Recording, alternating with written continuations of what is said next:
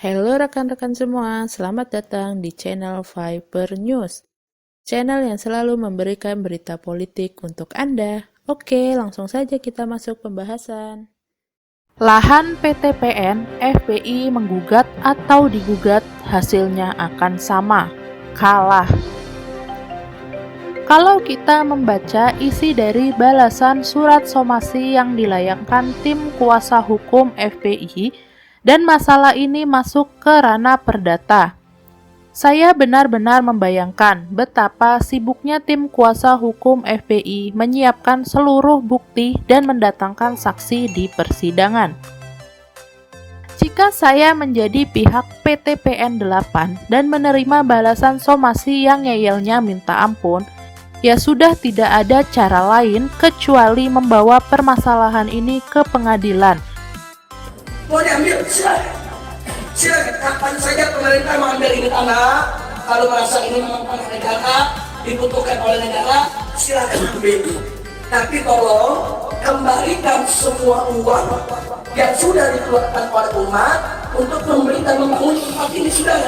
Supaya uang tersebut bisa kita beri lahan di tempat lain untuk membangun yang sama. Dengan mengajukan gugatan perdata atas perbuatan melawan hukum atau PHM, sebagaimana bunyi pasal 1365 KUH Perdata. Setiap perbuatan melawan hukum yang membawa kerugian kepada orang lain mewajibkan orang karena salahnya menerbitkan kerugian itu mengganti kerugian tersebut. Hari ini kita melihat ada somasi yang dilontarkan oleh PTPN 8. Itu memang tugas negara. Negara tidak boleh tunduk oleh kekuasaan di luar jalur pemerintahan, di luar jalur negara. Negara tidak boleh tunduk oleh siapapun, baik ia yang memakai jubah, ia yang preman jalanan, atau siapapun. Negara harus hadir. Sebagai perusahaan di bawah BUMN, saya yakin PTPN 8 memiliki dokumen atau surat-surat kepemilikan atas lahan seluas 30,91, sangat lengkap. Senjata PTPN 8 menggugat markas FPI ini tidak perlu banyak-banyak, cukup 2 surat saja, yaitu surat somasi yang dilayangkan ke FPI, lalu SHGU nomor 299 tertanggal 4 Juli 2008. Lalu foto atas plang yang bertuliskan tanah garapan milik markas Syariah Habib Rizik Syihab. Dan beberapa bukti lain yang mendukung bukti pertama. Kalau saksi pastinya banyak. Untuk bisa mematahkan gugatan perdata PTPN 8, saya yakin tim hukum FPI akan menyasar pada sisi formil, terutama soal error in persona. Saya yakin FPI akan mati-matian mengupayakan agar persidangan gugatan tidak pernah sampai pada persidangan pembuktian. Terlebih lagi kalau surat gugatan yang disusun oleh tim kuasa hukum PTPN 8 sudah dilayangkan. Pihak FPI bisa membaca, menafsirkan, dan mengukur diri kemungkinan-kemungkinan yang akan terjadi jika gugatan terus berlangsung. Jika gugatan terus berlanjut hingga pembuktian. Pada sesi mediasi, tim hukum FPI pun bisa mengupayakan dialog yang akhirnya berujung pada jalan damai. Namun, kemungkinan FPI mendapatkan apa yang diinginkan, yaitu mendapatkan hak mengelola lahan seluas 30,91 hektar. Sangat tipis, kecil, bahkan tidak ada. PTPN 8 harus berkukuh pada isi somasi mereka. Ini tanah milik negara. PTPN 8 sebagai perusahaan BUMN tidak memiliki kewenangan untuk mengoper alih pengelolaan. Karena sedianya PTPN 8 adalah sebuah perusahaan besar yang profesional dan hanya diberi tanggung jawab untuk mengelola.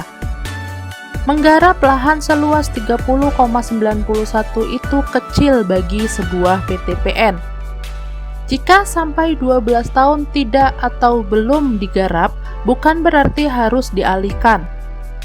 Kita tidak pernah tahu apa rencana negara atas lahan-lahan yang ada di Indonesia. Saya jadi berpikir, dalih FPI yang menyatakan lahan itu sudah diabaikan selama 25 tahun, itu patokan waktunya kapan ya? SHGU yang diserahkan ke PTPN 8 saja baru terbit tahun 2008. Kalau lahan yang sama sudah digarap para petani selama 25 tahun, rentan 25 tahun itu dimulai dari mana? Apakah 25 tahun dari tahun 2008 ke belakang atau dari tahun 2013 ke belakang? Kalau dari tahun 2013, berarti harus ada SHGU lain yang terbit tahun 1988 atau sebelumnya.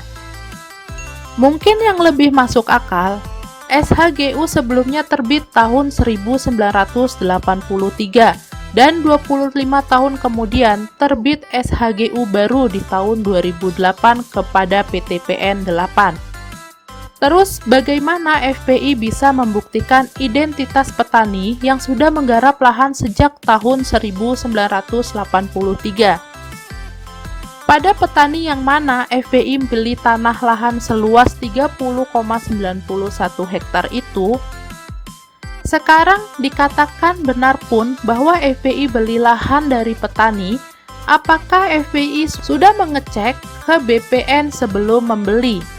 Dari seluruh keterangan yang dimuat media dan juga dinyatakan pada balasan surat somasi FPI hanya menyatakan bahwa pembelian lahan tersebut dikonfirmasi dan diketahui oleh kepala desa hingga gubernur, tapi tidak menyertakan keterlibatan BPN dalam transaksi jual beli mereka. Artinya, FPI beli lahan curian. Apa tuh istilahnya kalau kita beli barang curian? Penadah kan? FPI sudah menadah lahan curian. Dan itu pun tetap merupakan perbuatan kriminal. Kemungkinan FPI memenangkan sesi pertama atas ekspresinya sudah terlihat sangat kecil, apalagi kalau sampai masuk ke sesi pembuktian. Ini akan sangat membahayakan. Nama Gubernur Jawa Barat yang menjabat saat itu, Ahmad Heriawan atau Aher, akan terseret karena namanya disebutkan di dalam surat balasan. Oke, ada cara lain. FPI menggugat SHGU nomor 299 tertanggal 4 Juli 2008 ke PT UN untuk meminta pembatalan SHGU. Dasar pengajuan gugatan apa? Umur SHGU-nya saja masih sangat hidup. Mau minta dibatalkan karena sebuah tindakan penyerobotan, atau dibatalkan karena adanya pembelian lahan curian. Mahfud MD yang seorang ahli hukum tata negara saja sampai mengatakan bahwa dirinya tidak tahu solusi apa yang bisa dilakukan oleh FPI kecuali menyerahkan pengelolaan pompes dan usaha agrikultur yang sudah berjalan dipindahkan ke ormas lain yang mengetahui Pancasila sebagai dasar negara. Terima kasih rekan-rekan semua yang sudah mendengarkan dan menonton video dari Viper News. Agar tidak ketinggalan update berita politik dari kami, silakan klik subscribe, like, and share video kami. See you, bye-bye!